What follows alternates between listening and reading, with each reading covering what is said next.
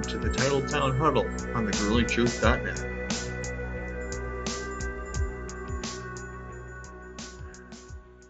Welcome to the Titletown Huddle at thegruelingtruth.net, where the legends speak.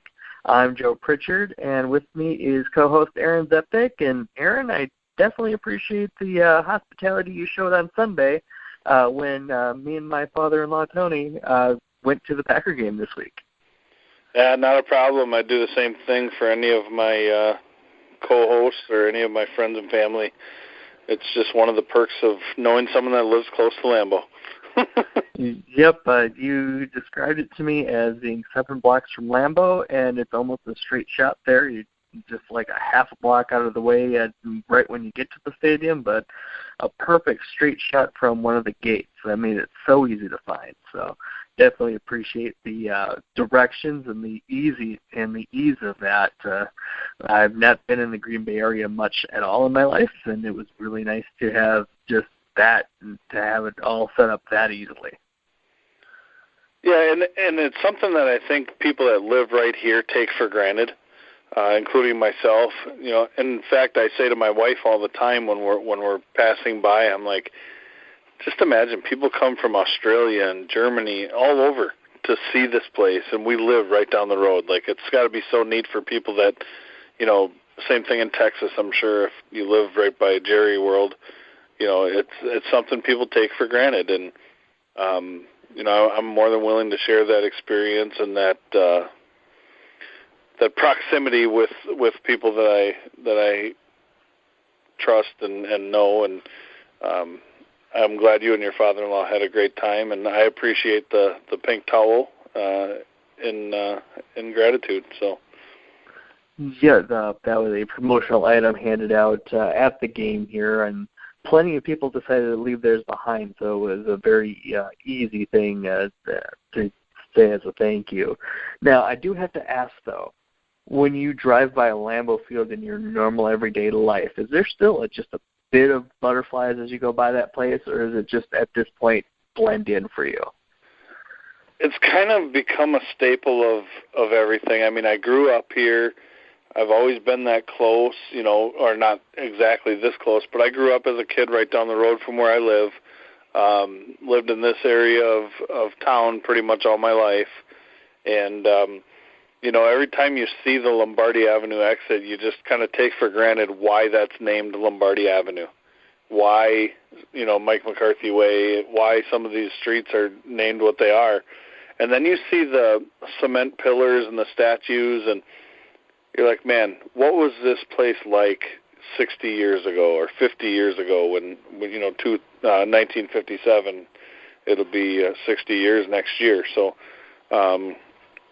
I think it is just something that has become part of the everyday norm.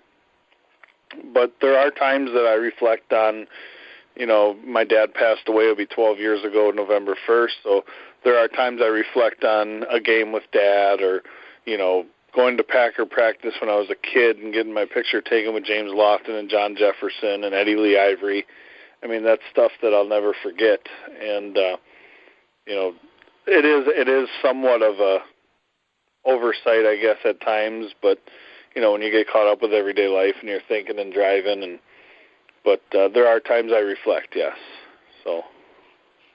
All right, well, yeah, because every time I've seen it, it's been for a special occasion. It's not during my everyday course of taking care of my normal day-to-day business. So I'm just interested, since I was thinking about it, I figured I would ask. But let's talk about Sunday night's game then. I actually had some fantastic seats. I got 6 rows up right behind the Giants bench, so you could see a lot of what was going on their sidelines.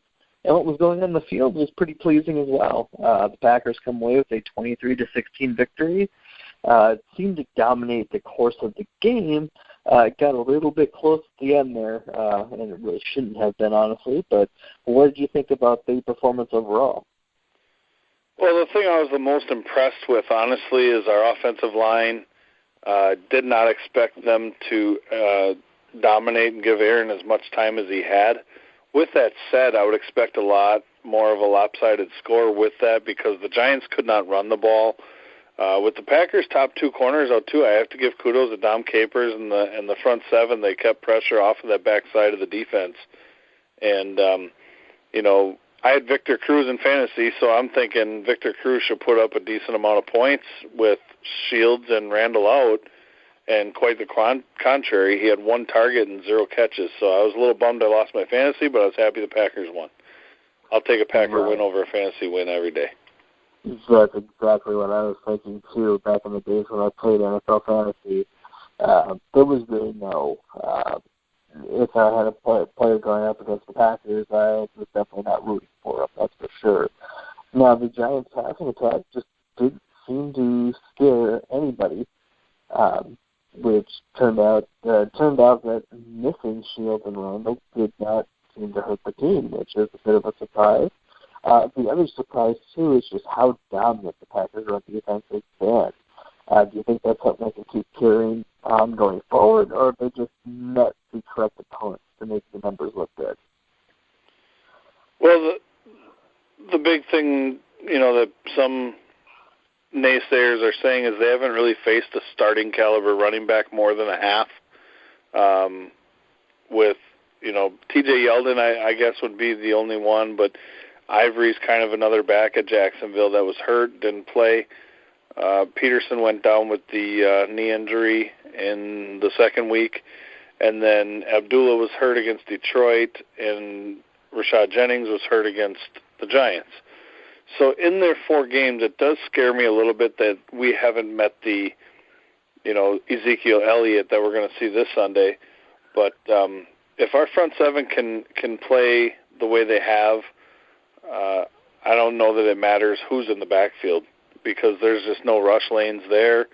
We're playing on the right side of the line of scrimmage. We're playing on their side, and the game plan has been to stop the run, and that's evident. But I think you're going to see more of that. I think the Packers will be pretty successful this year on defense.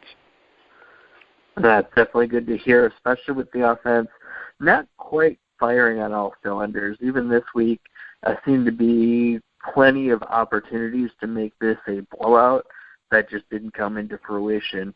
What were your thoughts on the passing game? Because it looked like, to me, just from my vantage point, that Rodgers was struggling a little bit with accuracy, and there seemed to be just a few times where a drop here or a drop there really put the brakes on the offense as well. Well, I'll tell you, Randall Cobb had a nice game with 9 catches, I believe, and over 100 yards. Devontae Adams had a nice game. He didn't drop any balls that were super catchable. I don't remember him having a drop. I do remember Jordy dropping a couple of balls, which is surprising. Jordy's usually pretty sure-handed, and I think he was beating himself up on 1 or 2 of them. Aaron is a little off, and he's been a little off now a better part of last year and this year. I don't know if it's so much that he's just off or just that it's been different receivers. I mean, he's got, Jordy was out last year, so he had James Jones in there. Jordy's back this year. So it may be a little bit different, throwing to Jordy, Randall, and Devontae instead of Randall, Devontae, and James. And then tight end, too. I mean, Richard Rodgers has been his main target now for a better part of a year and a quarter here. And I don't think Richard's been very consistent. I think that's what they're lacking right now is that tight end, and I hope Jared Cook will come back healthy and make an impact. But I don't think that that'll continue. I don't think that Aaron's declining or anything. I think it's just that there's been so much transpiring with in and out and stuff, and you got this Trevor Davis kid now, and there's just a lot of new faces. And let's face it, Ty Montgomery hasn't played a whole lot of snaps with Aaron. Aberderis is not on the field enough on offense. Janis, I know, suited up the other night. Didn't really see him a lot on offense. But, it's just been lack of continuity, I think, with his weapons.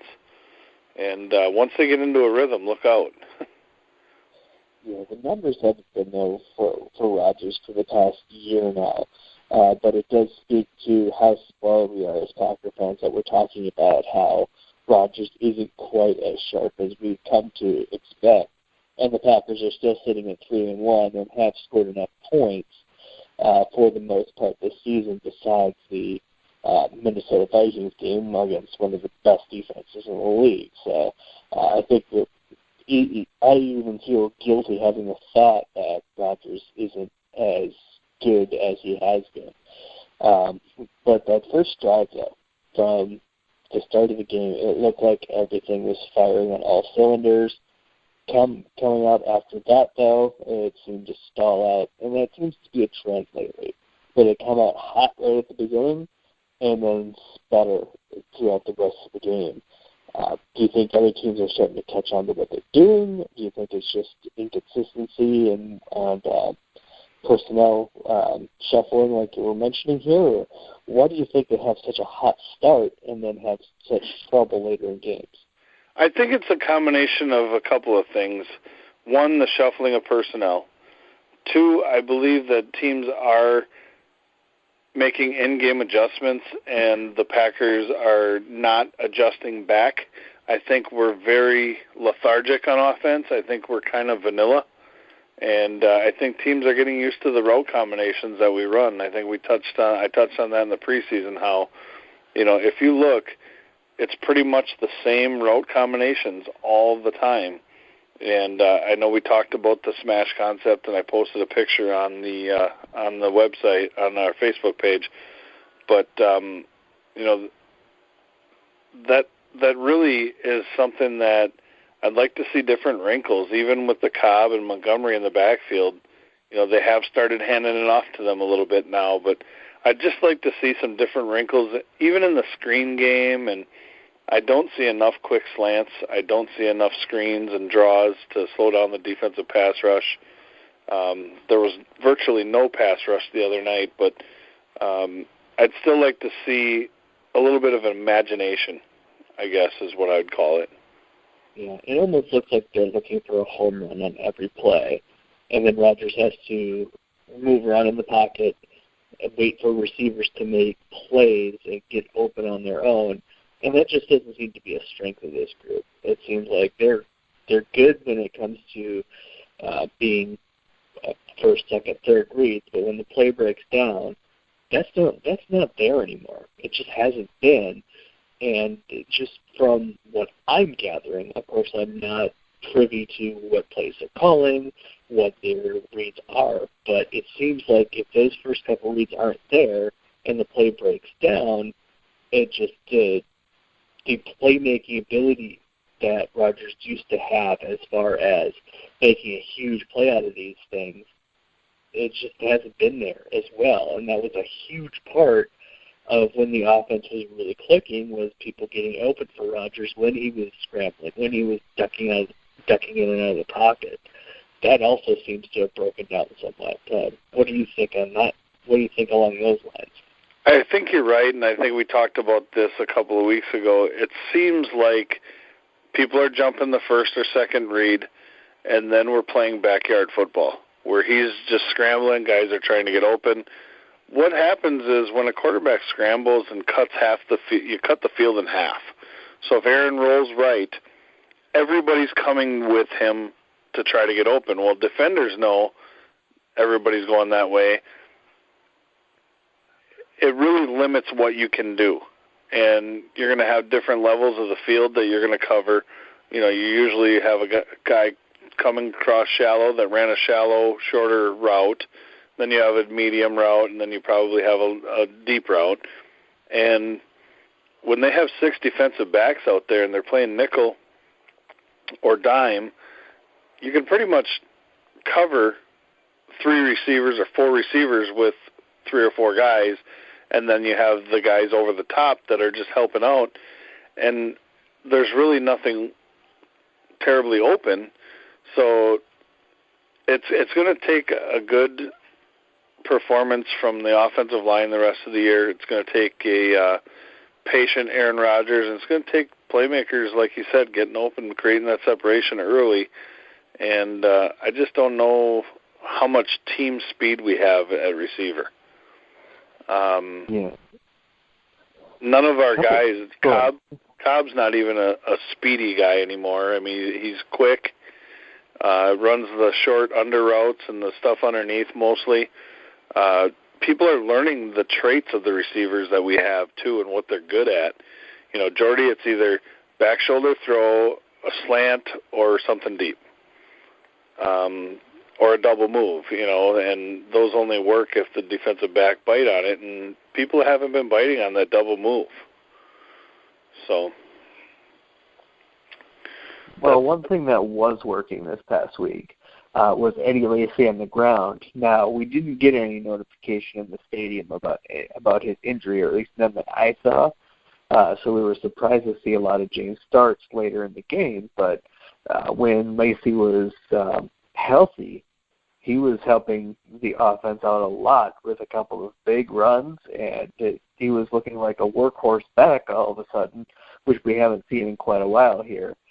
Now, from what I'm seeing this week, it looks like he may be healthy and James Starks may not be healthy, so this might be an opportunity to get Cobb and or Montgomery in the backfield a bit more and show a little bit more creativity. Yeah, and again, I don't like Cobb and Montgomery in the backfield. I'd rather see a true back there, a guy that's used to carrying the ball between the tackles.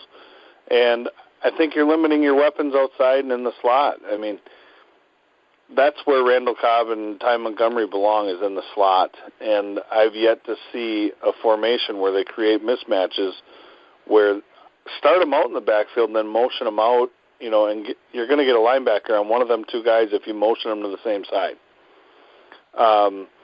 You know, the injury report, you know, Randall Cobb is a guy that I worry about because they're going to be very careful with neck injuries. If you remember anything with Sterling Sharp or Jermichael Finley, you know, Nick Collins, they are very careful when it comes to neck injuries with the Packers.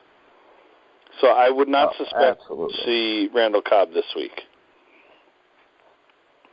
And then I guess there's one other name I did want to bring up because we haven't heard it brought up a lot. Blaine Taylor at left guard seems to be doing the job, and maybe Ted Thompson knew what he was doing with the sit and move. And I said that when it happened. I talked with Mike Goodpaster, our lead man at the GrillingTruth.net here, and I told Mike, I said, if they didn't believe Lane Taylor couldn't get the job done, they would have surpassed attitude and worked through it, re-signed Sitton, and made it, you know, gave him what he was looking for. What leads me to believe they didn't have any fear was when they let Sitton go, they were fine with Lane Taylor stepping in. And I can tell you, through the first 4 games, I have not heard his name called hardly at all, other than when they're talking about the Sitton move. No news is good news when you're an offensive lineman. If they're not talking about you, you're not getting beat and you're not getting penalties. So that is one absolute pleasant surprise that I'm sure all Packer Nation, if you're watching, you know, and you know something about football, or even if you don't know, if they're not talking about your offensive lineman having your quarterback on his backside, he's doing a good job. So it'd be interesting to see what he grades out as, you know, the coaches.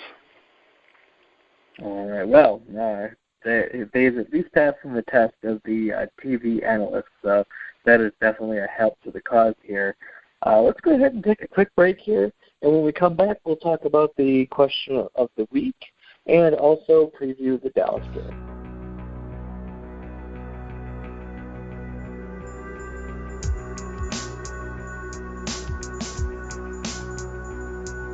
Get in the Titletown Huddle with Joe Pritchard and Aaron Zepnick on thegruelingtruth.net. Welcome back to the Titletown Huddle at thegruelingtruth.net. We did float out the question this past week after the Giants game. What did you think of the Packers so far, and what grade would you give them at the quarter poll? So I'll let you go first on this one, Aaron. I think that 3-1 is right about where people thought we would be, with 2 tough road opponents, starting out in Jacksonville and then going to Minnesota to open up their new stadium. I think if you would have realistically said, we'd be absolutely ecstatic if we were 4-0 right now, as would any team. But with that early bye week and, a couple of home wins here against the Giants this past week, who I believe will be a playoff contender, and Detroit is not a team that people can sleep on. I mean, they're going to be competitive. They're going to be in games.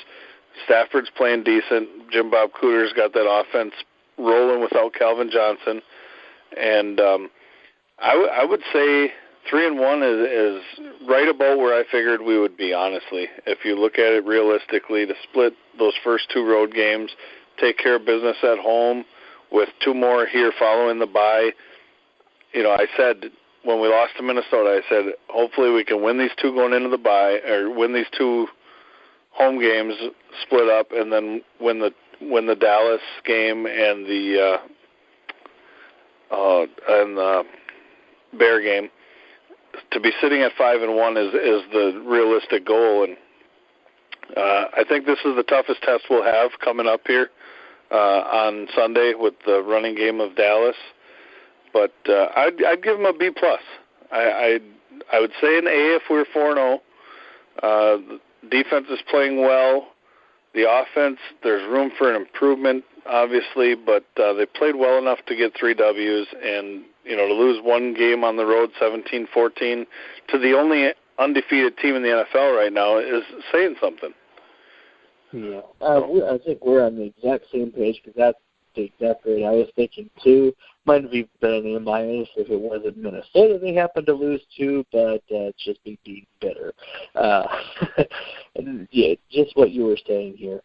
If you go 3-1 through each quarter of the season, you're 12-4. That's going to make you the playoffs every year, and it's going to win you the division most of the time. So there's really not much more you can ask for from this team. And of course, we've spent a lot of time over the past couple of weeks talking about things we haven't liked. But we're not talking about disasters here. We're talking about, if they could change this a little bit here, change this a little bit there, maybe try this, that, the other thing, maybe they could get back to what we've come to expect from the Packers offense, which is basically dominating most every game. Again, we're rather spoiled here, aren't we? Yeah, and I just wanted to point out, it's not realistic to expect a team year in, year out, game in, game out to put up 30 to 40 points. It's just not. You're going to have to win those knockout, drag-them-out games, 21-17, 23-16, 28-23. I mean, you're going to have those. Teams in the NFL with the free agency period, other than maybe the Patriots, who find ways to win all the time. Teams, the parity there's parity, and Jacksonville's an up-and-coming team. I think that was a big road win to open up the year, and losing to Minnesota 17-14 is not something to put your tail between your legs and pack in the season. I think going into the season at Minnesota was one of the toughest 3 matchups we had, and to come out of that, they say basically home field is basically a field goal. So we played them tough. Probably should have won that game if we don't fumble the ball, 3 times.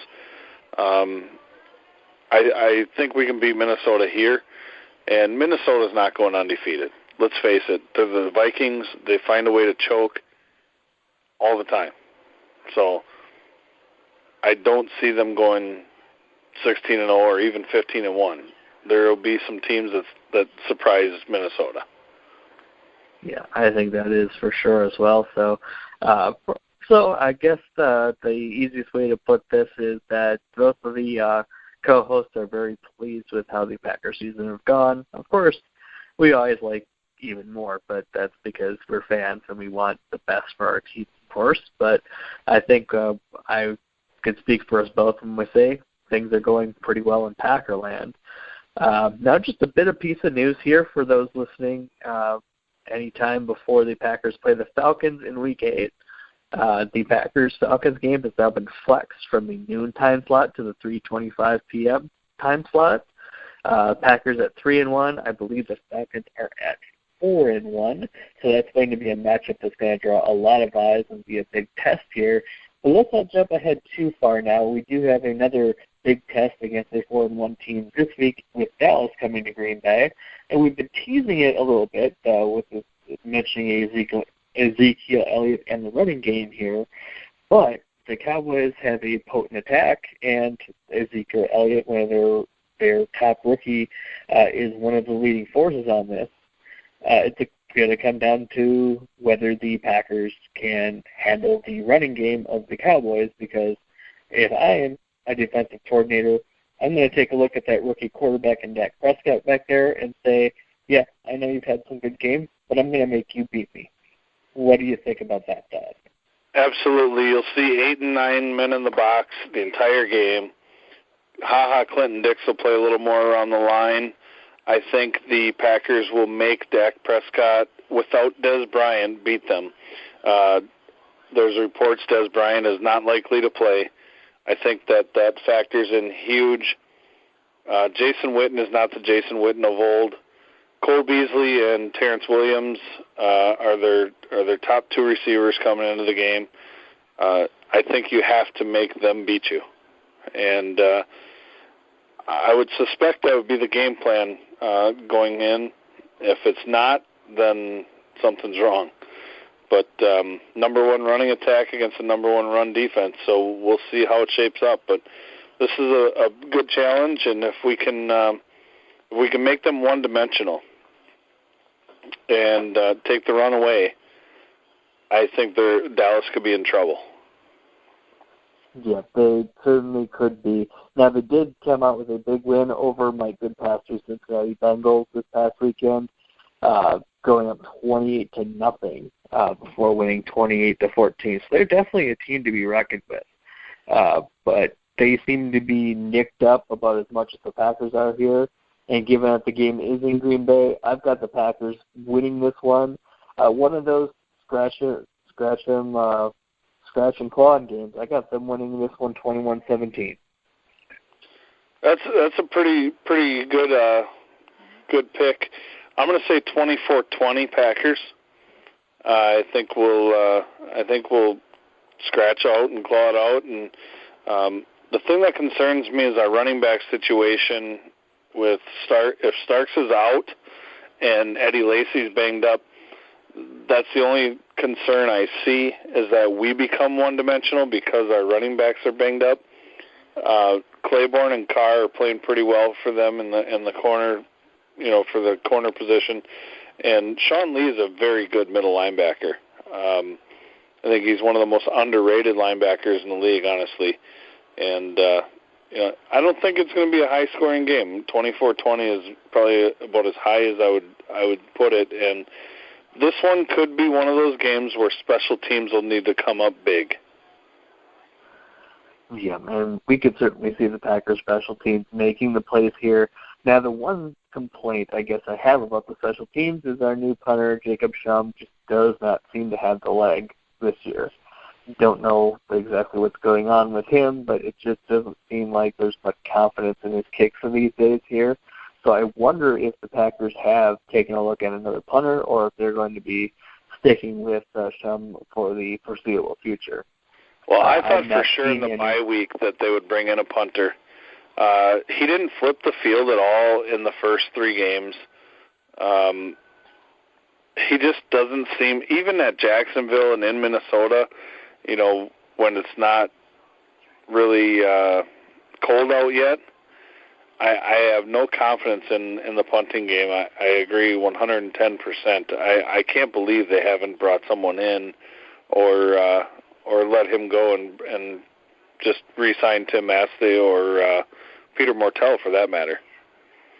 Yeah, I have not seen any rumblings about trying out players. Well, of course, we don't hear about that all the time because they're usually brought in on off days. But I guess the only other concern I have about the roster at this point is that Lacy and Starks are the only 2 running backs listed on the roster at the moment. Starks was not practicing as of Wednesday, so he may not be going. So you almost have to wonder what they're going to do. Plus, they have to clear 2 spots for Dimitri Goodson and Mike Pennell coming off of the suspension list here. So gotta wonder if we're going to hear about some roster moves here real quick here, because they both are due off the list this week. Yeah, and I hate to say it, but I suspect that a couple of guys that would be up for casualties, and I could be wrong, but a couple of guys that could be up for them spots could be Justin Perillo, although I think they need to keep 3 tight ends on the roster, with Cook, Rogers, and Perillo being those 3. I don't know if they have tight end on the practice squad, but at any rate, they'd have to create 2 spots, and I think Jeff Janis may be the other expendable player. I don't think they'll want to lose any of the depth on the D-line, and I don't know that any of the linebackers can be cut at this point. Fackrose came up with a couple of big plays. If there's an odd man out on the D-line, I can't see LaTroy Guion or Kenny Clark being let go. I guess maybe Ringo if he's still around. Yeah, I do see him listed here. He may very well be the odd man out if they dump a defensive lineman to bring Pennell back. Yeah, and I don't know that they're going to want to shake anything up that's working. So you could see Jeff Janis and you could see Perillo, or maybe an additional offensive lineman if they have one with Lane Taylor playing as well as he is. T.J. Lang's banged up as well, so that kind of scares me too, letting any old line depth go. So that's just my hunch, and I could be wrong. I've been wrong once or twice about moves that we make, so I'm hoping that it shakes itself out. Who knows? I don't want to see anybody go from the defensive front 7 because they're playing absolutely well right now. And even this Gunther kid, I was very impressed with him as well on Sunday night. I mean, he had a pretty tall task.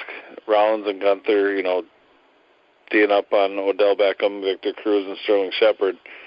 Micah Hyde's played really well, but Gunther, he was very impressive to me. Yes, he seems to have been a standout, especially for an undrafted free agent. He's done everything the Packers could be asking for him right now. So I guess we'll have to wait and see where the Packers go as far as getting those 2 on the roster and possibly having to replace Starks this week as well if he does not go. It sounds like Legacy is a go from the last I saw here as of Wednesday evening.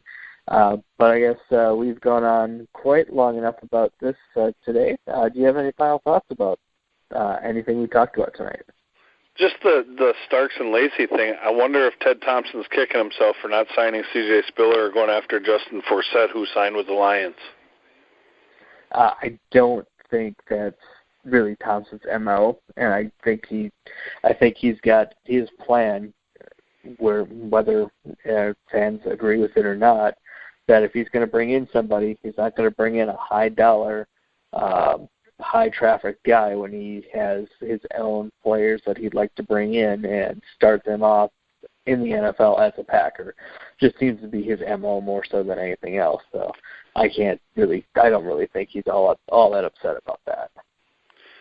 Yeah, but a few years ago he brought in Cedric Benson. Didn't pan out. I guess, I could see him going after a younger back, giving him a chance. And I don't know.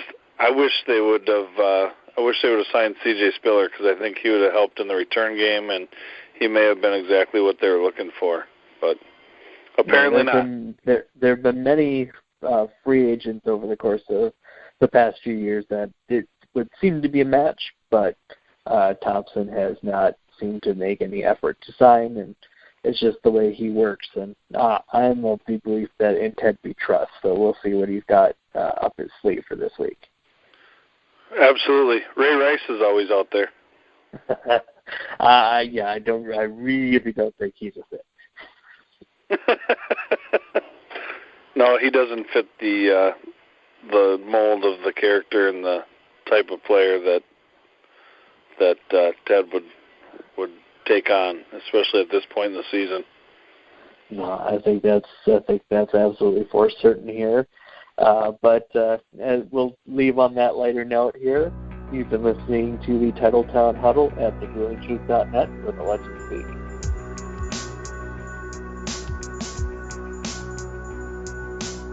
Thank you for listening to the Titletown Huddle on thegruelingtruth.net.